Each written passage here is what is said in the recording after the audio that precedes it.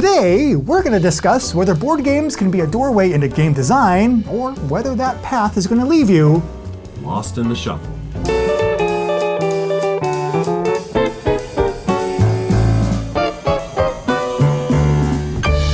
Today, we are joined for the first time by my rotating co-host, Irik.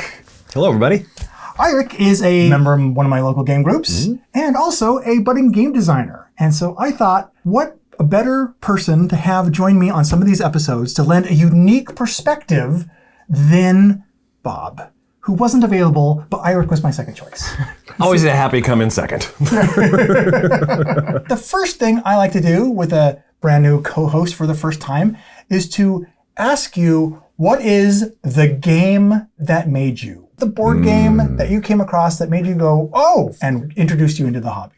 Gotcha. Yeah, the eternal question for everybody. Like a lot of people, I played a lot of games growing up, played a lot of D&D back in the day. And then, in my teens, I got into Magic the Gathering, all these types of standard hobby ones. And then I kind of fell out of it and adopted video games, really. Oh. That became kind of my source of play for a while. But then about 15 years ago, a buddy of mine introduced me, he was a gamer, and he introduced me to Pandemic. And I had never seen a cooperative board game before. Oh. And this solved a lot of the issues of why I had stopped playing board games. We'd get together with buddies and playing Risk, and somebody leaves upset. Oh, okay. Or something, and so there's this there's this great new thing. And that just exposed me to how much board games had changed in the, 20 or so years that I hadn't really looked at them. Oh, yeah. So yeah, Pandemic, and then that led me to, Catan. Kind of the standard protocol of getting back into the game, learning the pathway of seeing what's new, what's this. And then I got into game design. Hold on. Was game design something that was always rattling around in there, or was there something about the modern games that sparked something anew within you? Yeah, it was the modern games. First, I had the thought that everyone has when I tell them I'm into game design. They're like, wait, you can do that? And it's like, well, somebody has to design them. It was kind of this, oh my gosh, this is something a person can do. And that's the part that really appealed to me. It takes this huge realm of interest and knowledge, really, to do board game design. It's so different in that medium from, say, writing a book or a movie. Oh, absolutely. Where you say, here's the experience you're going to have. It's prescribed, go enjoy it. Some people have a very clear vision when they start off, but not always, and it kind of forms organically as you shape it. So I think getting it in front of a bunch of people of varying game playing type preferences is important, right? Because you're going to see where it lands. Does this hit with the family crowd? Is this only for the really heavy gamers? Is there a bridge between that? A really easy way to fail with any creative endeavor is to try to make it everything to everyone. Correct. Yeah. Correct. Yeah. Ultimately, you have to think about what you're creating as a product because it needs to have somebody who wants to buy it. There's 3,000 to 5,000 games that come out a year now. You can't all be for everybody. You hosted for a while a regular prototype session in town at the local game store, didn't you? Yeah. Did you find that there's a lot more people locally interested in game design than you first thought? Yeah, and there's a whole spectrum of that, right? So there's the folks that's like, oh, I've always thought about creating a game, or like, I've always liked this game, but this aspect, so I've always wanted to change this game. And then there are those folks who like, I have this original idea I've always wanted to flesh out. The other big part of it was getting feedback from other game designers. And I just want to be clear, when I say game designer, that is somebody who is into game design. You don't have to be published. You don't have to have signed it. You don't have to be in the BGG Top 100. If you have designed a game, even if it's just a little thing to play with your kid, you're a game designer, right? That is just it. A person who hikes is a hiker.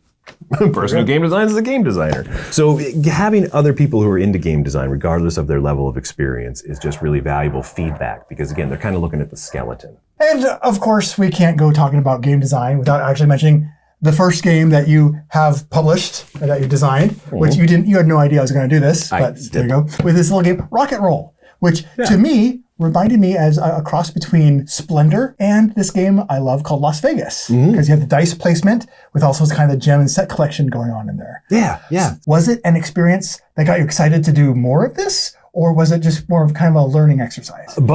Both, really. Yeah, absolutely. Board Game Design Land podcast, I was listening to an interview and they was talking with somebody and just said, his 12 points on being a game designer. The first one was work on lots of stuff. Okay. Have lots of projects going on. And then point number 7 was finish one all the way. which seems very contrary, but it's true. It's like take one all the way through and get that experience of what it means, you know. And there's lots of routes with publishing, but I wanted to see what it felt like and get that experience of self-publishing. So this was one where I decided, like, okay, I have this idea. Let's take it all the way through. And then we had the local convention here in October. It was like, at the time, it was like, that's a good time for me to, you know, get a vendor table, get everything together. It gave you kind of a deadline. And that is super essential in board game design. So by the sound of it then, you have several different ideas in various stages of development. Did you choose to print this one because it was your favorite on your list, or because it was one, okay, I know I can get this one done by this deadline, which will get me over that hurdle of actually making something?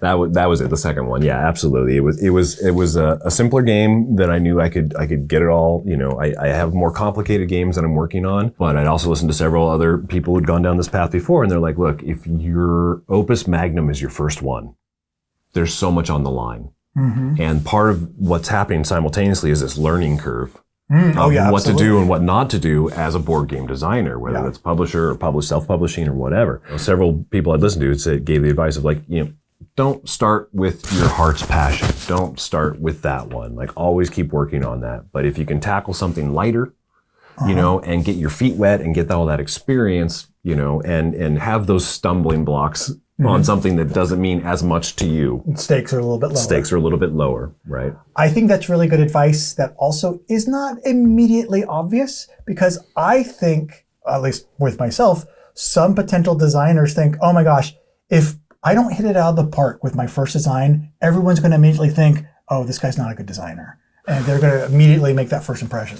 Exactly. Everybody wants to be in the top 100 on BGG with their first game. So I think that mindset actually might help some people, because to get over that stigma of, oh my gosh, if my first one isn't fantastic, everyone's going to just ignore everything else I do. Yeah. Not necessarily that way. Yeah. No, not necessarily that way at all. And you know, everybody had to start somewhere. So that is Irik.